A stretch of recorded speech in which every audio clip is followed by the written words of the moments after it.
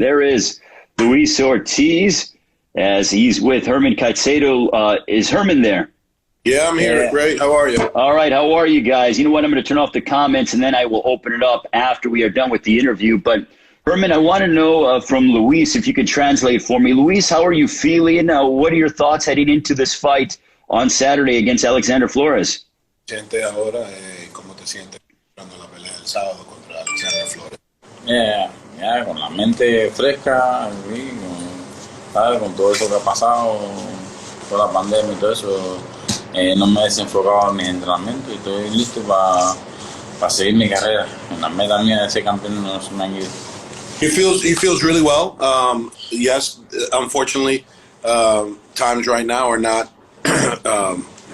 really great for the rest of us here in the nation, and boxing is no different. So it's been rough, but he's been focused. He has managed to get back to some normality in the past few months, which kind of coincides with when he was, made aware of this fight. So he's prepared. He's not by any means, not prepared or taking this fight on any kind of short anything. So he's very prepared for the fight and excited for Saturday night. What are some challenges that you experienced over the course of training in these difficult times for Alexander Flores this Saturday night? ¿Cuál ha sido algunos de los, de las cosas que te han trabado en poder entrenar como tú quieres durante la pandemia, desde que empezó hasta hoy en día? Nada, no he parado nada. Yo, cuando se puso mal la cosa, hice un drill rústico en mi casa y seguí hacia adelante. Not much has changed for him. When things were a little bit scary in the beginning, early March, he right away hired somebody to build a roof and gym in the backyard. Very rustic, just kind of quick Band-Aid to the scenario. Trained at home with his family, for a couple of months. And then when things kind of opened up and everyone crawled back out a little bit, then he was able to get back to the gym, which, I have a very private facility there. Everyone was quarantined there, as we spoke before, including myself. So he kind of crawled back in, and we made a special time for him. And then little by little, it's kind of, relaxed. Now we're being tested 3 times a week. So no, it fortunately, it wasn't as difficult as he has heard for some other fighters to get to a gym. For him, not so much. Can you tell me it has been about over a year since you have fought Deontay Wilder. Is he concerned about the layoff that he's experienced of close to a year? Is he worried about ring rust in the fight against Alexander Flores? Que si te preocupas que casi ha pasado un año desde la última pelea y que si vas a tener un poco de óxido en esta pelea y entrando en esta pelea el sábado, ¿cuáles son las preocupaciones que tienen? Ninguna. Yo estoy listo y se va a dar cuenta que yo no estoy oxidado el sábado en la noche. None. No. He has no concerns. Feels very healthy, very strong. The time off has been good to his body. Although he was training and although he was staying very active, it was different kind of work. He was less of boxing, obviously, for those reasons, and more open air, park, drills with his conditioning coach and therapist. So, yeah, not at all. He's going to, show Saturday that there is no rust, no ring rust whatsoever. And, again, it just repeats that he's looking forward and very excited to getting back into the ring, which is doing something that he loves to do. What did he learn in that second fight against Deontay Wilder? ¿Qué aprendiste en la segunda pelea con Deontay? En perdiendo, ¿qué aprendiste sobre eso? Experiencia, aprendí un poco y todo, no es eso. No es que tú digas. Very, besides the fact that, boxing is a painful business on both sides, right? So I'm sure Deontay can attest to that as well. But, the experience and the determination after the fight, the affirmation that I want to be world champion, instead of, hanging his head low and just saying, maybe I'm done.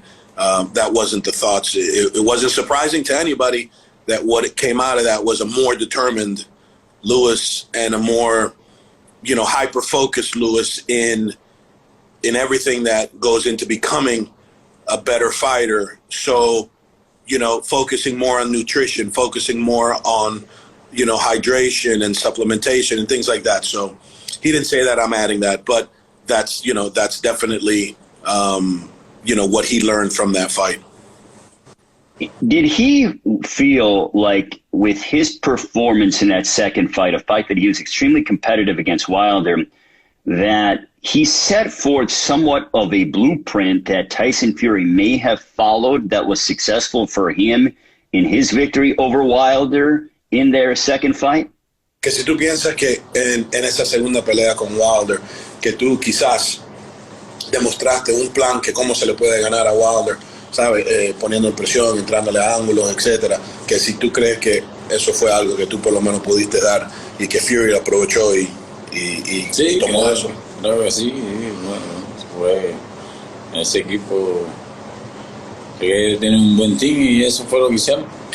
Yeah, I mean, he can't be positive because he says, Fury's got a good team also, and probably, saw that themselves, that if you do pressure Deontay, he's vulnerable. A dangerous game plan, nonetheless, but, it's probably the only game plan that you can really do with Deontay is that.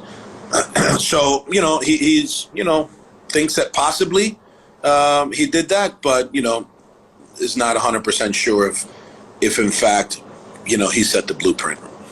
How is he feeling at 41 years of age? And, does he have an idea in his mind how long he wants to go? Because, as you get into your 40s, and now that becomes relatively late as a prize fighter. So how is he feeling at 41?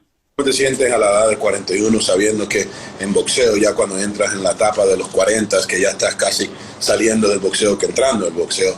Pero dicho eso, ¿cómo te sientes usted? Yo tengo más experiencia y mucho más enfoque en mis entrenamientos para poder cumplir mi objetivo, que es ese campeón. He's definitely more disciplined, and not that he wasn't before, but and I use the word again. I've used it a few times because he has, which is being hyper focused and hyper disciplined with what becomes now his career in his 40s. Because one thing about reaching that particular age is you get a little wiser, right? You get a little smarter. You realize that some things are a little easier if you just do this that you get away with when you're 25. So, that is what he feels. This particular new stage in his career is giving him. So, it's been about a year that he's been really focused on just eating well. Not that he ate bad before, not that he was an undisciplined individual before, or did any of those things, but it's just a little bit more on hydration, a little bit more about what he is putting in his mouth versus what he would have put in his mouth before. So, I think that's what he said is the most, thing that he's picked up now, at 40, 41 is just taking care of his body a little bit more, listening to it a little bit more, things like that. How does he see this fight going down with Alexander Flores on Saturday, PBC on Fox? ¿Cómo ves esta pelea el sábado? ¿Cómo tú crees que va a terminar este sábado on Fox? Cuando el referee está talking shit, le voy a enseñar lo que... As soon as the referee is done saying everything he's got to say, he's going to get to work. He says it's definitely it's going to be a knockout. He's in the way. Again, he didn't just say this now, but he said it on the last interview. So I'm just going to elaborate. Flores is in the way, and he's going to have to obviously get him out of the way. So, knockout. If he's successful on Saturday, who does he want next? Estando el sábado, ¿con quién tú quieres pelear? Quiero a Andy Ruiz. Nosotros él fue campeón, yo perdí por título y tiene deseo de volver a pelear por el título. Yo también tengo deseo de pelear por el título, pero deberíamos enfrentarnos y eso. He wants to fight the best. If that can't happen, then he wants Andy Ruiz, who was the best at one point not too long ago by beating Joshua. So Andy was supposed to fight on this same card as well. And maybe the winners of tonight were going to fight each other, and that's what potentially was being built up to. Andy didn't participate. Andy Ruiz is the fight he wants, and it's the one that's most attainable. It's the one that probably can really happen without too much back and forth, and that would be great. He thinks that would be a great fight. Now, Herman, maybe you can answer this, but was there any talk about that fight being next instead of Alexander Flores, or was the plan all along for Luis Ortiz and Andy Ruiz to have separate fights? No, the plan all along, I believe, was for us to be on his undercard as a co-main event, and or the main event. That hadn't been worked out, but the plan all along was for the two of them to have a showcase fight tonight, and then some kind of matchup early on in 2021 against each other, assuming they both won, right? So that was the plan, and then Andy just, kind of threw a monkey wrench in it all and said, I'm not fighting till next year, and not really knowing when. But whatever, I mean, we want to fight. If that's what they were thinking of doing, well, that's fine with us, and definitely with Luis and his entire team. So, that's the fight we want, because it makes the most sense right now. Stylistically, I think it's a great matchup. He was the undisputed heavyweight champion of the world, and it wasn't by luck. And definitely, it's a fight where it can happen very quickly. We don't got to go through any kind of red tape and any kind of nonsense overseas, or with another network and another promoter, right? This can happen. So Andy Ruiz makes the most sense. So if he comes back, let's say in January, and you can ask Luis this, and then I'd like you to answer it as well, Herman. If Andy comes back in January or February, and Luis is successful, coming up on Saturday, are you guys willing to wait towards the late springtime potentially for that matchup against Andy Ruiz? Que si Andy pelea en enero, gana, tú ganando el sábado, que si estás preparado para esperar quizás hasta abril o mayo para pelear con Andy, cuando él, sabe, probablemente va a poder pelear. Cuando él se decida, estoy listo para cuando él se decida. Yeah, he says whenever he decides he's ready to fight, barring him not doing well in January, absolutely, he's ready, and it doesn't matter if it's late spring, it's okay with him, he says. I saw some comments that Luis proclaimed that he feels like Anthony Joshua wants no part of him. Why does he feel that way? Que él vio unos comentarios que piensan que tú piensas que Anthony Joshua no quiere nada de ti, no quiere pelear contigo. ¿Por qué tú te sientes así? Porque estoy en línea, estoy ahí entre los 3, 4, 5 heavyweights. porque vienen a escoger a otro, ¿no? Because the offer that quote unquote was made was not an offer. It was never made, so they can keep saying and to the blue in the face that they made an offer and Luis and his team passed. That's not so. So he's just not making any effort to make this fight happen. The proof is in the pudding, right? As they say, he's not making forward steps to make this fight happen. Joshua doesn't even mention his name. He won't say his name. So, Herman, what you're saying, or what he's saying, is that the talk about him, fighting with Joshua, that offer, that was never made and presented to Luis. It was more so talk. Is that what you guys are saying? Luis never said that, and he's not saying. He has no information of what is happening or not happening. His team, manager and his promoter, and obviously his advisor, right, Louis Jr. Yeah, I just wanted to get clarification is why I was asking you as to, what, you know what I mean? I'm just wanting to go ahead and make sure that we get everything correct. What happened was that a phone call was made, an offer, quote unquote, was made, and then it disappeared. So it can't be legitimate if you call and say, will you fight so-and-so, I'll give you so-and-so money, and we say, yes, hell yes, and then you never call us again. And you never send a contract, you never send, everything stopped. It just ceased to exist. And then, Andy Ruiz fought, right? So it just because you say it out or you dream it doesn't mean it was a legit offer. And that's necessary. That's exactly how it happened. So Lewis had no clue. I mean, he didn't know that offer was being made. And then there was no reason to tell him when it was happening because it never happened, right? I mean, just because yeah, exactly. It sounds like there was nothing presented to him on paper, which is that's how fights get made. You still in boxing and today, assuming that you're not in the same promotion company, right? If you're with Top Rank and you're fighting a Top Rank fighter, if you're with, Tom Brown and you're fighting a Tom Brown fighter, you can get away with not sending a contract. You can get away with not really legitimizing, as they do in professional boxing, an offer. But if Eddie Hearn shoots over to Date Promotions, an offer by phone, Date Promotions would expect some written contractual offer very quickly because they were looking for something very quickly, and we're still waiting. I think George is still by his emails, waiting to see if it comes in. So come on, that's just a joke. They're running and they will run and they'll continue to run and they should run. They should run because if Andy knocked out Joshua, Lewis is going to retire him even at 52. Forget about 41. Herman, how is he? You are the one that holds the pads for him. You're the one that's in camp with him every day.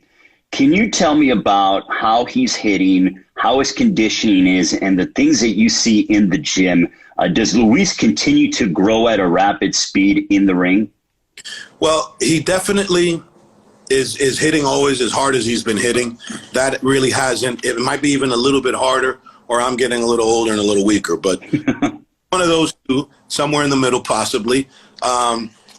Without a doubt, what's really, really, really sticking out is his intelligence and where he's placing his punches now and what he's doing with them and how he's, picking and choosing where he's going to show you King Kong, right?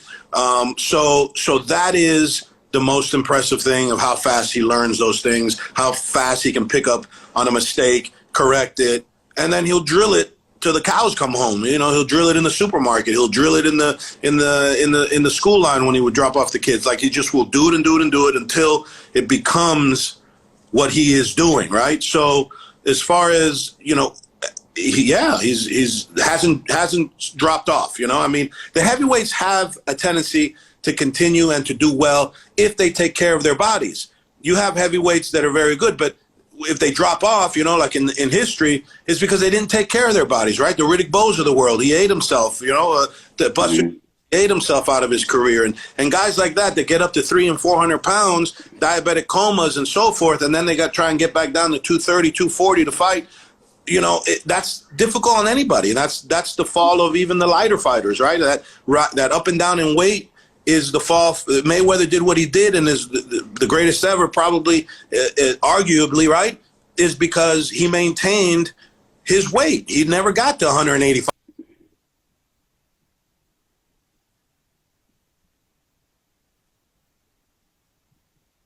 Did we lose you guys? Let's see if we can go ahead and reestablish connection. Fights around the 240. So, he's not going to have that issue. He doesn't get beat up. His hardest two fights were Wilder, and he was doing the hitting. He only got hit once in the Wilder fight in the rematch, and in the second fight a few times, right? So, at the end of the day, anybody can say what they're going to say about, his age and this and that, but it's, they don't understand the sport. They don't understand boxing, and, you can say what you want to say. A 41-year-old bantamweight shouldn't be fighting. A 41-year-old heavyweight who's taking care of himself, that guy's still viable, and it's proof because nobody fights him, and they can say what they want to say. You're not fighting him. You're not calling his name out. You're not saying, you're next, I'm going to beat your ass. You're not saying those things. A lot of, internet cowboys that are saying what they want to say, but no one's doing anything. Luis, how much do you hold near and dear to your heart that you want to become the first heavyweight champion of the world from Cuba? ¿Qué tan cerca tú mantienes a tu corazón las ganas, el deseo de ser campeón del mundo de los pesos completos y el primero cubano de hacerlo. ¿Cuánto deseo tengo? Tan grande, no se me ha quitado y los deseos míos están ahí en pie. 1,000% is still very close to his heart. He says it hasn't gone away.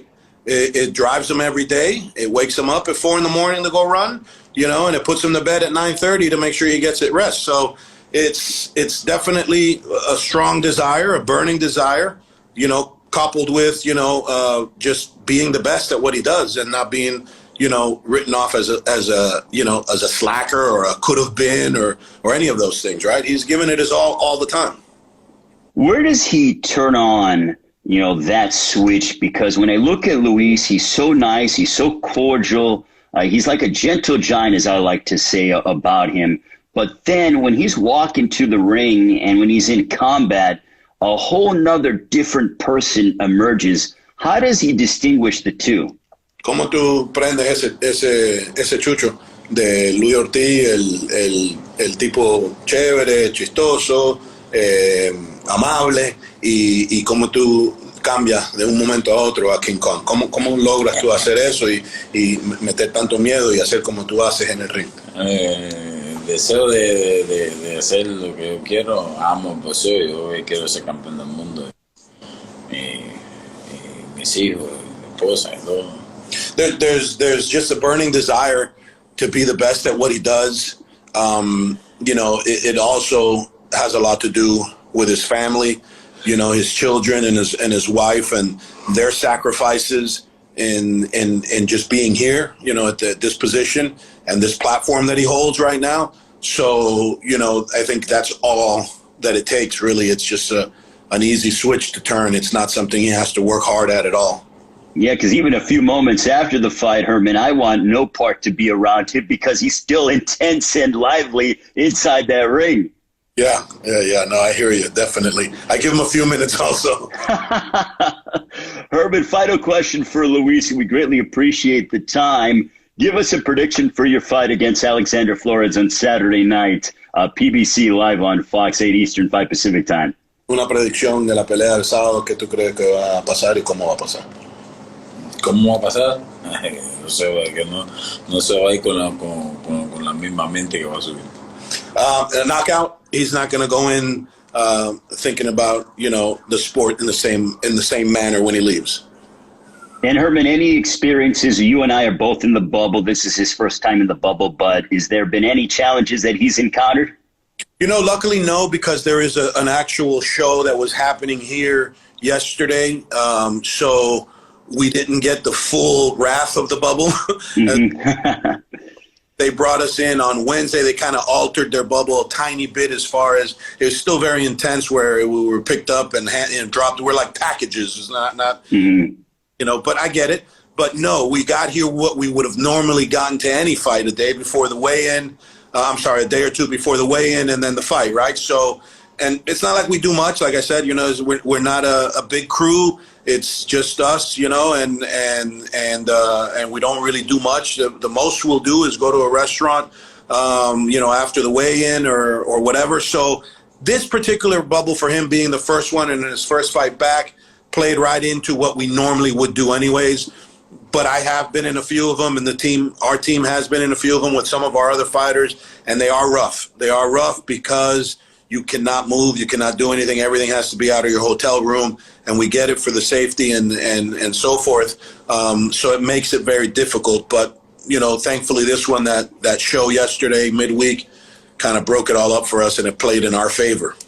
Well, Herman, thank you guys very much. You're an outstanding trainer. Thank you to Ruiz for the time, and we look forward to seeing you at the weigh-in tomorrow and then at the fight on Saturday.